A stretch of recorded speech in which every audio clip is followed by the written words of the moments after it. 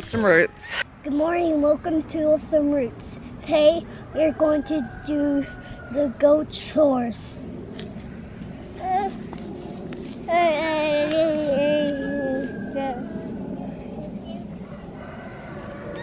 Let's go!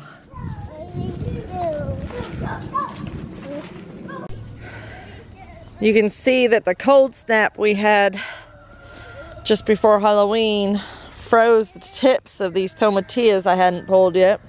So it's froze all those beans, and it froze the tops of the ginger that I have left to pick. Look at all these wild mushrooms. These are not the edible kind. Look at the kale. Wow, it has grown much bigger since the last time we updated you guys.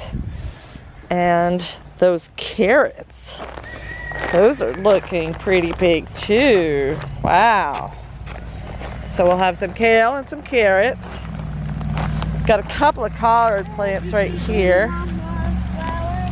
Not even just a tiny bit of lettuce came up, so that's weird, because that's usually easy to germinate. We got a couple of big radishes, but I didn't see any of these carrots make it, which is also weird. And mixed in here there are some beets, but not much. What are you picking? Weeds. Oh, you're pulling weeds? You're a good boy. You're a very good gardener. Thank you, Rowan. Oh, look, you just stepped on a sweet potato we left behind somehow. Liam, you see that sweet potato next to you? No? So we need to get this bed ready to put our garlic into. Well, hello, Mrs. Duck. How are you? Are you coming to get some food? You sweet girl. You sweet girl. Nope, you decided there's too many kids in here? I agree. Now don't scare her, Liam. Did you give her some food? Yes. She likes that food. Yum, yum, yum. Eat up. You're a good duck. The goats are doing great. We have them divided up into 3 pastures now. This is 1/3 in this paddock. We've got Bo and Eugene and Rocky, Kitty, and Sister Ray in here because I want these 3 bred with Bo. Bo has been acting very interested in Sister Ray, who I thought he already bred. So she may not have taken the first time. So we're just gonna keep these girls in with Bo until we are absolutely sure that we have a breeding. So this could be a while. Because it takes 3 weeks for them to heat cycle. So we can't tell if they're bred or not without doing a blood test and a blood draw. So we'll see. But Bo is acting interested, but not all the way interested.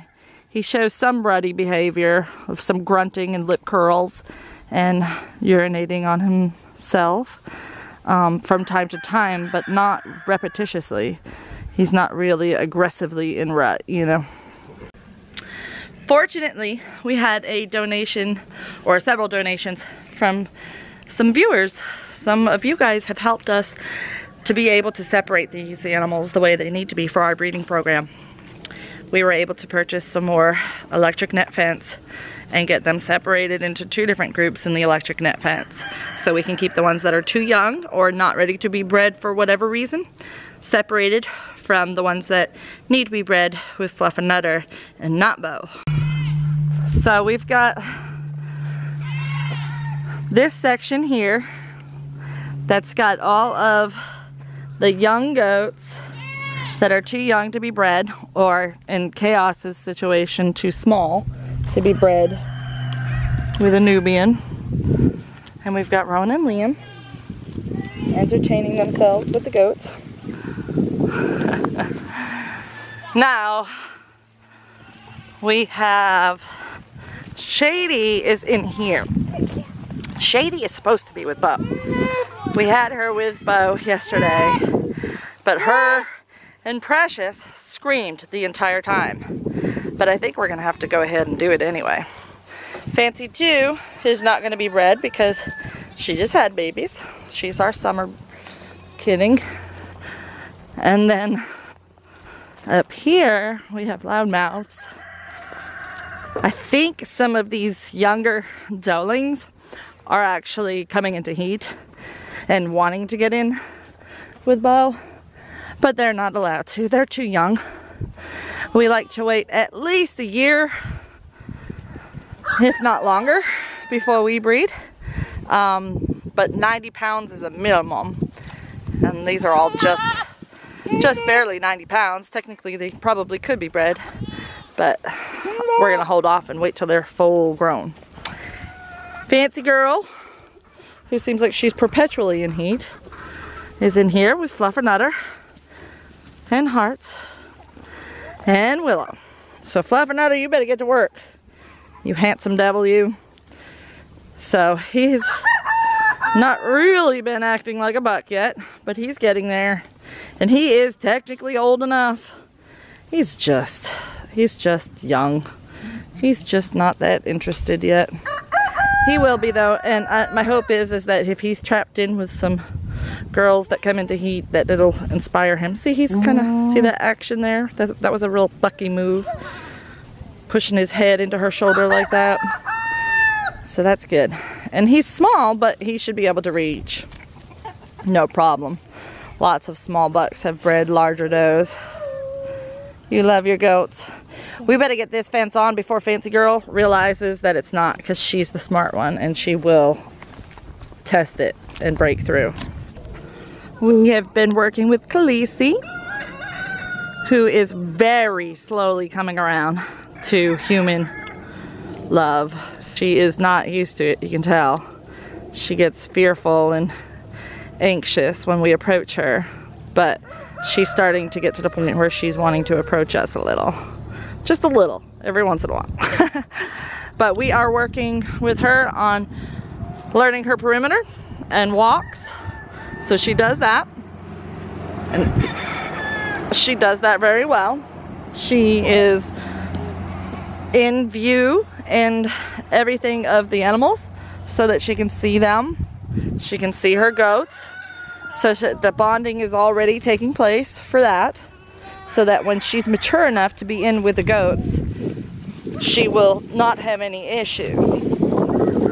Right now she's considered very immature because of her age and because of her temperament. She has not shown any signs of aggression towards animals or humans, so that's wonderful. So it's just going to take a lot of time and patience, which we have been doing. We've been coming out here and laying down on the ground with her. We have been bringing her in the house and having her lay down on the ground with us in the house. So right now her most important goal, besides learning the perimeter, is learning us and learning to socialize with us. And then we will worry about teaching her that this is an electric fence and that these are her best friends. But really, the goats are the ones that need to learn that. And I have brought her in here and walked her through with the goats and sat in the shelter and let the goats approach us, and that has gone perfectly smooth. But she is not of an age that she can be let loose with the goats. So we will be training her probably for another year, really. I mean, we might be able to put her in here with a tether once the goats calm down, but she needs to learn that there's electricity in this fence, and that's something that's going to be a very careful procedure, because if she thinks that she's getting shocked because I'm holding her on a leash, she will lose all the trust that we've been working so hard to gain with her. So there is a very slow training with Great Pyrenees as your livestock guardian. She is not left on this tether all the time. She comes in the house, she goes for walks 3 times a day, and she spends the evenings in a horse stall. So We do not like having her on a tether. We wish it was not what she had. If we had exterior perimeter fence, then we could let her run the property, but we don't have that. And quite frankly, she has been on a tether her entire life. It's all she's ever known. So it is the safest option for her right now. There's no danger of her becoming a target of predators because she's on a tether, because we take her in the barn at night in the horse stall. So she is not left as a prey. So she is safe, she is happy, she knows how to use the tether, she's not getting hung up on stuff. She's been on this her whole life. So she's doing well. So today is kind of a big day, I guess. It's anticlimactic. But Ryan started a new position. For those of you that didn't see or haven't already heard, his awesome new job had some financial situations come up, and they lost their funding. And because they lost their funding, they had to let their employees go. We were hoping that the funding situation was going to clear up quickly and that he would be reinstated, but it's not looking like it's going to. So he has been searching high and low for a living wage job. Unfortunately, that doesn't exist here in Georgia, in our part of Georgia anyway. So he was forced to take a below living wage job to get by until hopefully something that will actually, you know, provide a stable income for our family comes along. Right now, we're just hoping that we can get through the 2 weeks of not having an income. We're hoping that we can get through having the low income. We're hoping that we can get through the holidays. And we're hoping that we can get through Ryan having to do grunt work. Bless his heart, he's such a good man. So he's taken a position at a tree service. So he'll be doing arborist type work. Right now just on the ground crew, but it could lead to tree work up in the tree. So if he does good, maybe it could lead to something. So we are saying our prayers and thankful for our blessings that we do have. Even a low paying job is better than no job, right? So he actually had 4 different job offers this past week, but they were way low pay. And it blows my mind because they weren't jobs that you would think would be low pay. It's just the area we live in is very low minimum wage area. So unfortunately it's really hard to make a living wage, especially if you're trying to support a family of 6 on 1 income.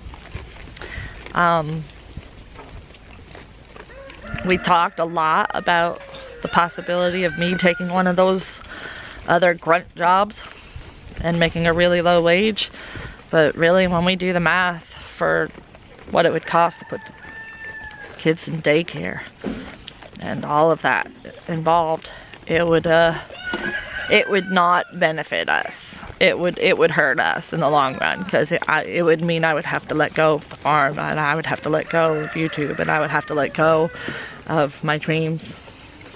And we're just not ready to take that step yet. If it happens that we can't get through this, then so be it. I will do what I have to do to support my family. But for the time being, I'm going to try to sell as many eggs and as much ginger as I possibly can. If anybody wants ginger, I will sell it for $10 a pound. If that sounds like a high price to you, then feel free to go shop for your ginger elsewhere, because I feel like that is a very much so worth the price. I've been seeing it going for $16 a pound for organic young ginger. It is very good. It is very, very, very intense flavor. It is so gingery, and it's spicy, and it's sweet, and it's just got everything. It's just intense, very gingery, great, delicious, and tender and crisp too compared to regular ginger. I haven't worked out the shipping cost, but I would do like a flat rate envelope or a flat rate box, whatever is the cheapest. So if you're willing to pay $10 a pound, or $1 an ounce. Somebody said that was a better way to word it.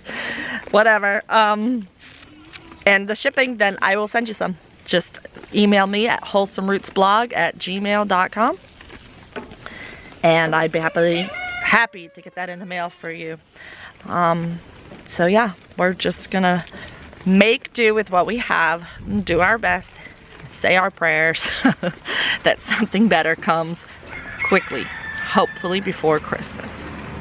If not, then, you know, we have lots of toys in the toy room we could wrap up for the kids. So they won't care. They'll be happy. And these goats will be happy because they got their hay. Going into hay eating season, so that's one more thing to think about in our funding. We have to make sure we have enough hay for winter because they eat so much more hay. They're already eating a lot more hay because that helps them stay warm through the winter. But it's this struggle through while we're young farmers, or give it up, and we're not ready to give it up. So we're gonna keep fighting, we're gonna keep trying, and we're gonna do better no matter what. We will. Thank you for watching. You know the drill. We'll see you next time on Wholesome Roots.